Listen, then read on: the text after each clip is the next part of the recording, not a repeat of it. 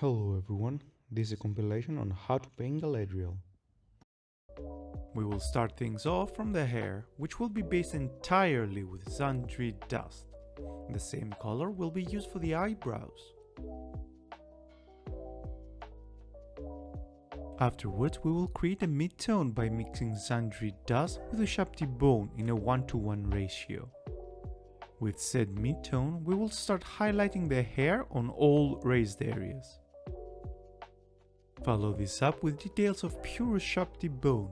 Do be careful not to paint the recesses, although some mistakes on this point are okay. In order to blend the colors together, we will use Seraphim Sepia diluted with Lamian Medium. Use the same amount of both solutions for the mix and cover the hair entirely. We shall return to sharpty bone and pass again over some of the details we added earlier. At this stage, avoid painting in the recesses at all costs, or you will have to start from the beginning. Subsequently, we will mix one part of pallid witch flesh and one part of sharpty bone and add the second highlight on the most raised areas of the hair. After that, we will use a pure pallid witch flesh and add details over all highlights. Finally, we will use once again Seraphim Sepia, either mixed with glaze medium or make a glaze of it on your own. Go through the entire hair once more. A tutorial with similar hair recipe can be found on the card on your screen. Now we will take a bit of Runefang steel and with utmost care we will paint the headdress. If you paint over the hair at this point, check if you can salvage it by doing highlights over the mistake.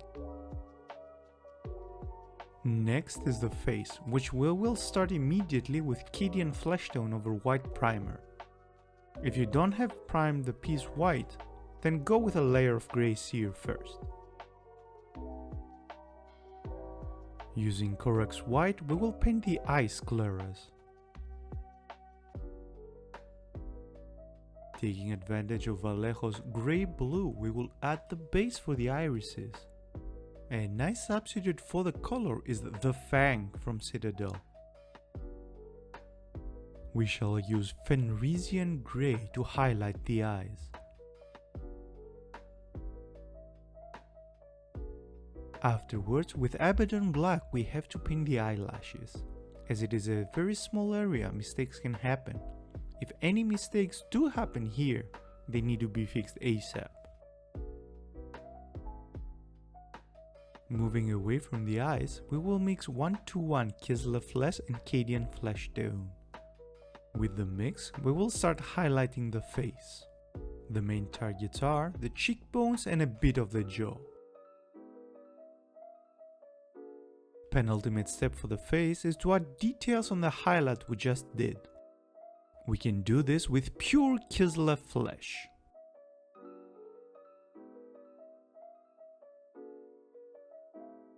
Finally, we will mix Cadian flesh tone and Bugman's glow in a 1:1 ratio and paint Galadriel's lips. With this step finished, the model is done. We will start by painting the dress on the arms, the body and the shoulders with grey cere. We will work with all 5 pieces together for a while in order to have similar results. Afterwards, we will cover all 5 pieces with Apothecary White in order to give them a nice shade. As Apothecary White is a bit of a special color, do shake it extremely well before starting to apply. Returning to grey cere, we will start adding highlights on all pieces. For the arms and shoulders, I would recommend you use the belly of your brush in order to avoid painting in the recesses. We need to mix a bit of Ulthuan Grey to the grey cere, with the end result being a mix of roughly 1:1 consistency. With said mix, we will go and add the second layer to our highlights over all pieces. Subsequently, we will take pure Ulthuan Grey and add details on top of the highlights we did. Once again, be careful on the shoulders not to paint in the recesses. Following up the last step, we will take our trusty dry brush and load it with Corax white. With it, we will do final highlights only on the arms and shoulders. At this moment, the shoulder pieces are done and we will focus on the arms. The skin on the arms will be based with KD and flesh tone. There is no need to put an undercoat as the white-gray is enough. We do this in order to have a much fairer skin color. Thereafter, we shall mix Kislev flesh with Cadian flesh tone on a 1:1 consistency and start highlighting the skin. Do be careful not to paint over the dress. To finish the skin, we will use pure Kislev flesh. With it, we will add details on the most raised areas of our highlights on the skin. In order to finish the arms, we'll have to paint the ring. For a ring of such power as Nenia, Runefang steel is the perfect color. A nice wash with Nuln Oil will help with bringing all details of the ring to life. Afterwards, we will go back to Runefang steel and start highlighting the highest areas of the ring. At this point, we have to avoid the recesses at all costs. With the arms done, the last piece that now remains is the body. Since we are already using Runefang steel, we can directly go and paint the medallion on Galadriel's neck. Just like we did with the ring, we will carefully wash the medallion with Nuln Oil. Once the wash has dried fully, we will go over the medallion and add highlights of Runefang steel. Reusing our dry brush once again with Corax White, we will go over the main body, lightly dry brushing. The target of said dry brush is to bring the floral patterns towards the eye. We'll finish this piece by painting the belt. We will start the final steps with a nice couple of thin layers of Ushabti bone. Then we will mix Dorn Yellow to the Ushabti, enough to bring the mix to a 1:1 consistency and start adding highlights.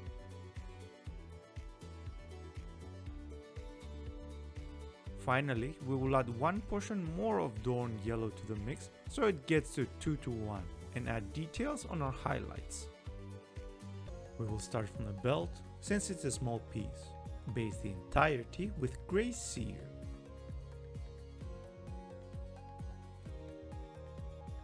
Following that, we will paint the entire piece with 2 layers of Ushabti bone.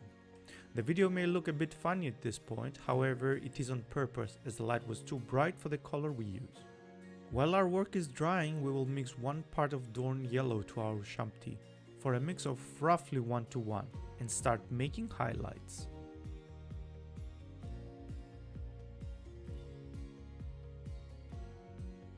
Once we are done with the highlights, we will mix one portion more of yellow to our mix so that it becomes 2:1 Dorn Yellow to Ushabti bone. With this mix, we will add details to the highlights. We will now move to the skirt, however the next few steps will also include the lower body. Starting with Grey Seer, we will cover the entire of both skirt and lower body. Subsequently, we will use Apothecary White and shade the entire skirt and body, except the feet. Make sure that you shade your Apothecary White well, as it is one of the weird paints from Citadel. Leave it to dry for about 15 minutes or so. We'll focus on the skirt for now. Going back to Grey Seer, we will start making highlights on all raised and flat areas. Avoid the recesses at all costs. Mix Ulthuan Grey with Grey Seer in a 1:1 consistency. We will now add a second layer of highlights to the areas we already highlight. This will boost the depth effect, cover less area than the previous highlights. Let's add a few details with pure Ulthuan Grey on top of our highlights.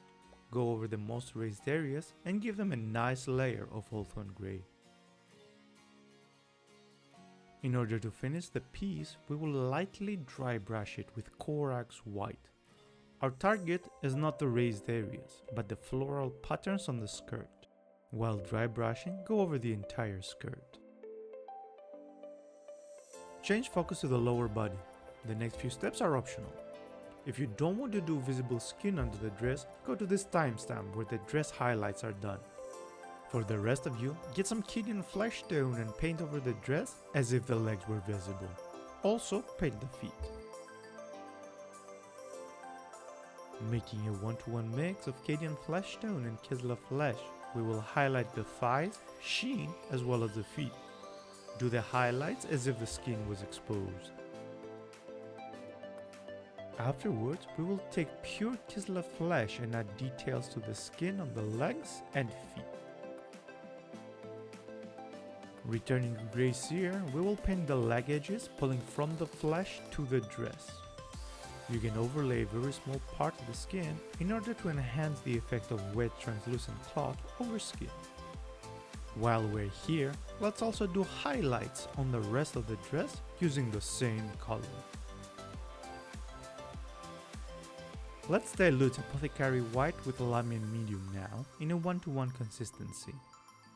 We shall overlay the edges of the recently added grey. Pull from the edge towards the dress. We do this in order to blend the colors together. Check and decide for yourselves whether you need more than 2 layers.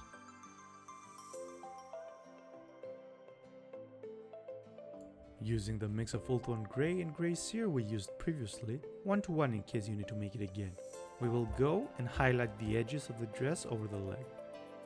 Again, go over the skin a bit in the edges in order to enhance the effect. While we're at it, use the mix to add a second highlight over the dress as well.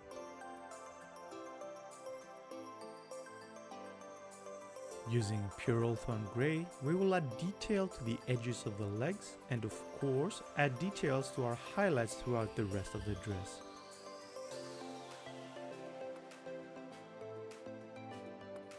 Finally, we will make a 1-to-1 mix of Ulthuan Grey and Kislev flesh.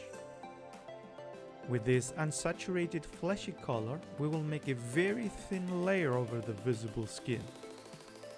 We do this to once again enhance the illusion of cloth over skin. The result should look like this. If you like this video, don't forget to give it a thumbs up and consider subscribing to the channel. All colors used in this video are on your screen now. I was MiniatureUrsus. Thank you for watching and I will see you on the next one.